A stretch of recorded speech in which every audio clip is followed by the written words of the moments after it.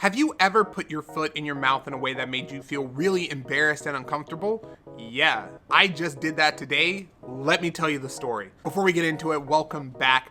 I'm a woke black teacher, and on this channel we talk about teaching, tech, and social justice.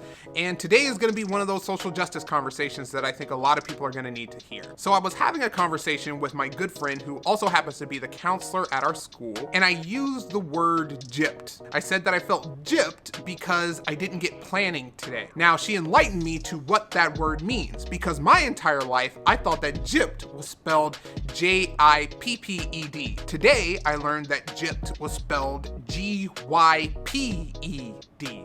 as in gypsy. So for my entire life, I have been using a word that describes a community of people to express feeling cheated or swindled. That's not okay for several reasons. And that spurred me to think, if I've been saying this all my life, what else am I saying that's incredibly offensive? So I did a little research on my lunch break, and I found two more that I want to share with you guys right now. The first one is long time no see or no can do. Now, these phrases were used to mock Chinese immigrants as they came to the United States because they couldn't speak English because they were learning the language. Yeah, it's really messed up. The next one is the Eenie, Meenie, Miney, Mo nursery rhyme. We all know how it goes. Eenie, Meenie, Miney, Mo, catch a tiger by the toe. If he hollers, let him go. My mama told me to pick the very best one right there. Now, it seems harmless until you learn that tiger was originally a very different word that is spelled a lot like tiger, but starts with an N.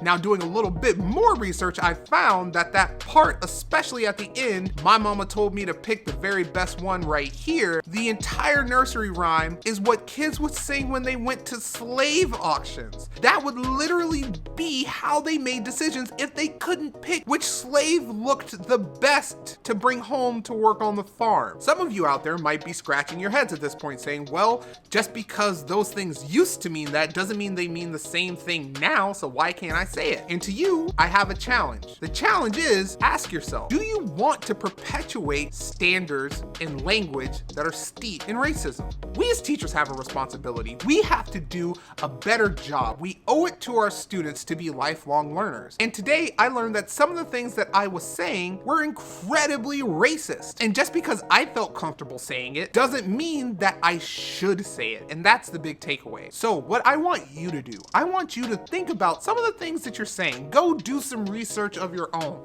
And if you find something that is incredibly racist that you feel like teachers shouldn't be saying, I want you to comment that down below, because I really want to know if anything else that I have said might offend one of my students. That about wraps it up for me. This has been a woke black teacher. Peace.